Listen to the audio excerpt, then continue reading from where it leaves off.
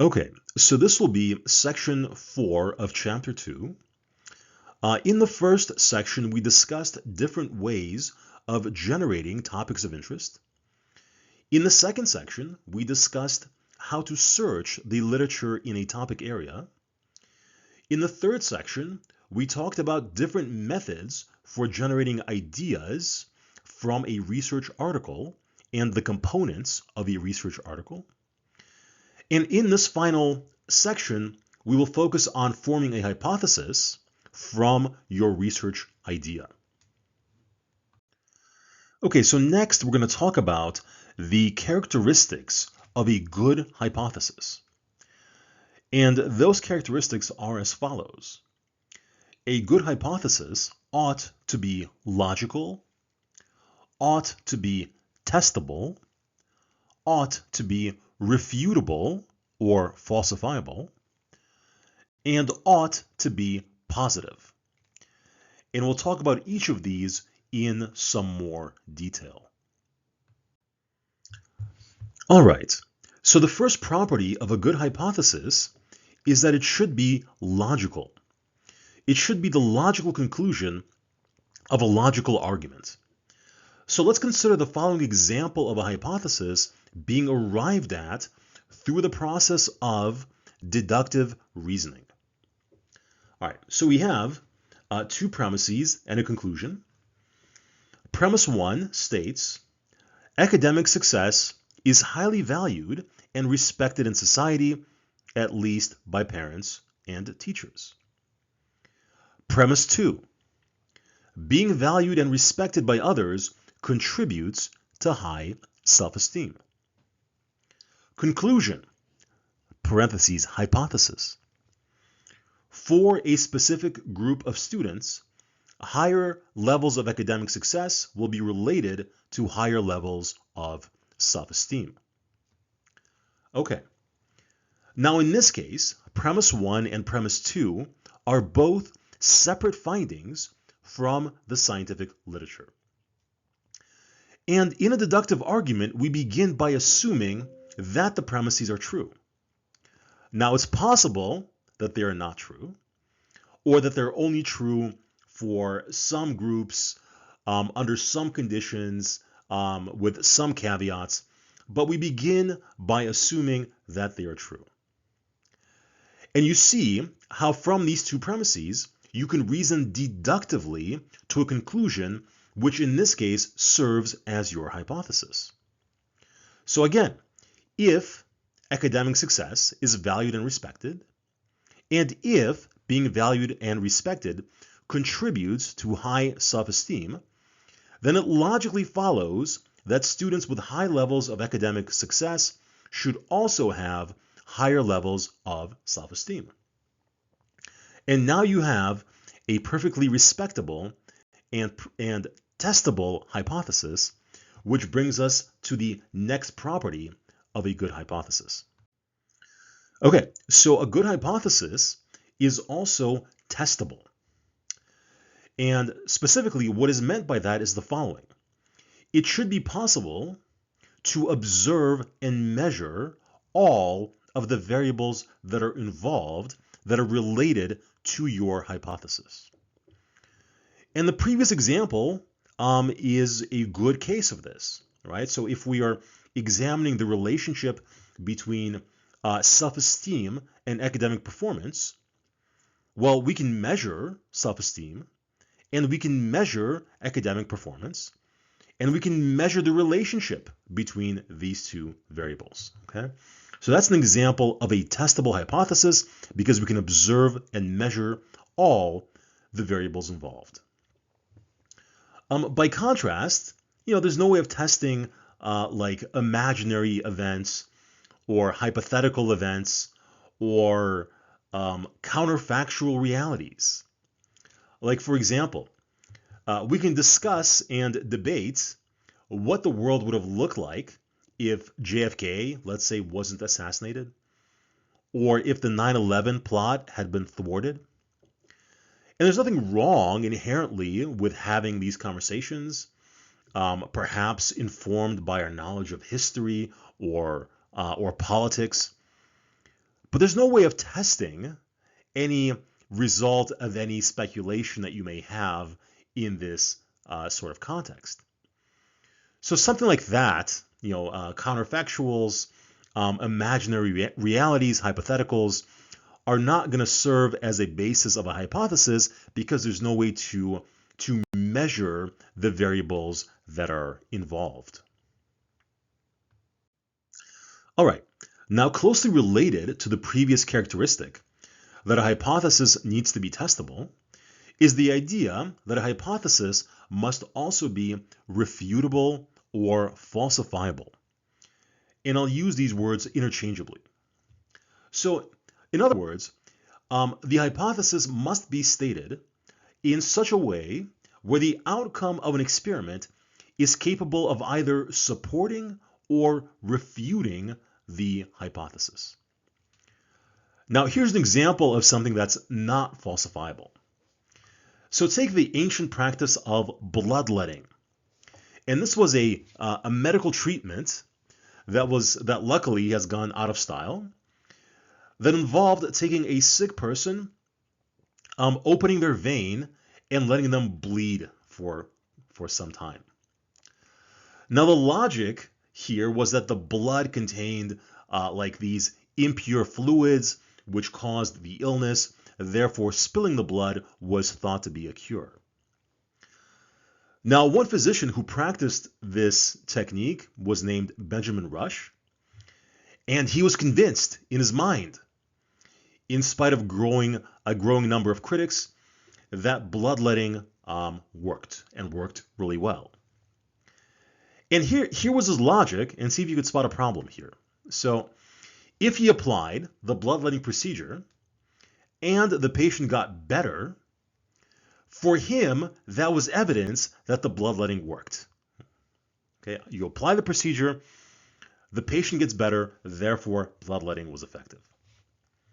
However, if after the bloodletting the patient got worse or even died, Rush would argue that the patient was way too ill for the bloodletting to work. We got to him too late. There's no way to save him. So notice the problem with this logic. No matter what happens, Rush interprets the outcome in a way that supports the effectiveness of bloodletting. So within this framework, there's absolutely no way to demonstrate that bloodletting doesn't work. Hence, it is unfalsifiable. Hence, it is unscientific. I mean, what's the point of running an experiment if all possible results will be interpreted as supporting the same pre-existing conclusion? The whole point of an experiment is to see whether you are right or wrong, and so you have to specify the terms under which you would be right or you would be wrong. All right, so here I found a poem that somebody wrote about a passage in a book by Carl Sagan called The Demon Haunted World. And in this passage, Sagan tries to illustrate the idea of unfalsifiability by telling us about his pet dragon that lives in his garage. So I'll read the poem and hopefully you pick up on the relevance. Okay, dragon in my garage. There's a dragon in my garage. You can't see him. He is invisible. He breathes fire that has no heat. He makes no footprints because he hovers. He's much too careful to knock things over and make a mess. But he's there. Can you deny me? He watches over me like some crimson-winged angel and keeps me safe so long as I too am in the garage, no matter the weather. Okay, so as you can see, there's no way to test the existence of the dragon or to disprove the claim that this dragon is real. It's invisible. It leaves no heat trace. It leaves no footprints. It leaves no evidence of its existence. Hence, such a claim is going to be of no interest to scientists because there's nothing to measure. There's nothing to test. This is an unfalsifiable claim. All right, so here are some more examples of hypotheses that are neither testable nor refutable. Okay, not testable, not refutable. All right, the more sins a man commits, the less likely he is to get to heaven. If old dogs could talk, they would spend most of their time reminiscing about things they had smelled during past lives. If people could fly, there would be substantially fewer cases of depression. The human mind emits thought waves that influence other people but cannot be measured or recorded in any way. So look, people are free to speculate on these questions, but scientifically, they're not going to go very far. So most of the time, ideas related to religious claims, hypothetical situations, moral judgments, or value judgments will often not make for a good scientific hypothesis. For example, there's no way of testing the claim that abortion is moral or abortion is immoral.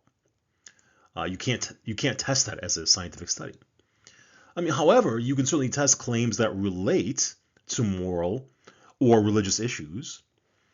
For example, you can explore what situations or experiences or personality traits might make somebody predisposed to being pro-life or pro-choice.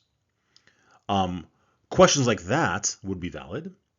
Those are testable, refutable hypotheses, but claims about values, morals, theology often don't fall into that category of testable and falsifiable. And finally, the fourth characteristic of a good hypothesis is that a hypothesis should be positive.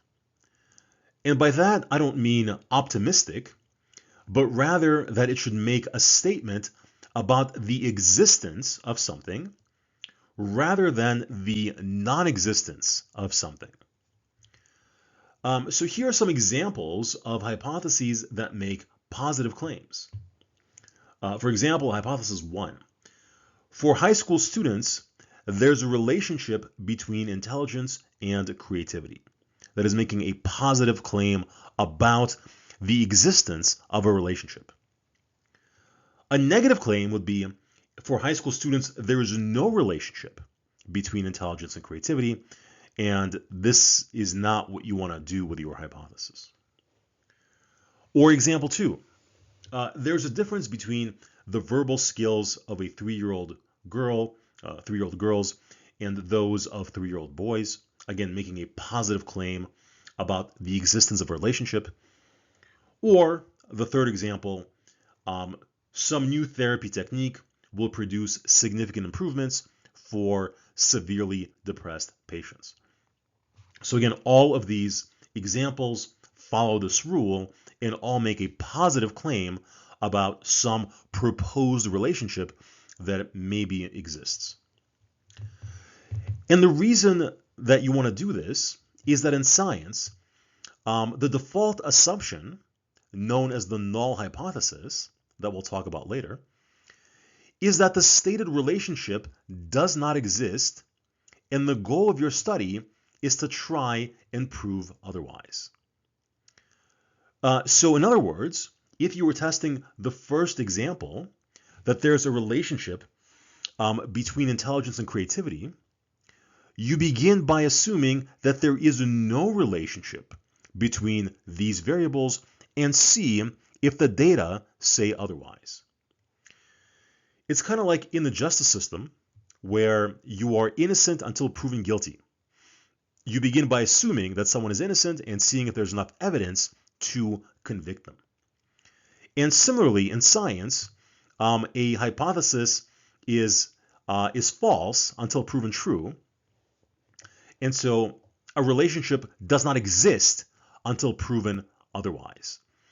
And so for this reason, you want to state your hypothesis in positive terms, describing a relationship that's proposed to exist as opposed to one that does not exist. All right, so the next two steps of the research process are to specify how variables will be defined and measured. That's step 3. And step 4, identify the individuals who will participate in your study and describe how they will be selected and also provide for their ethical treatment. So step 3 will be covered in chapter 3, and step 4 will be covered in chapter 4. So thank you for listening, and I will see you for chapter 3.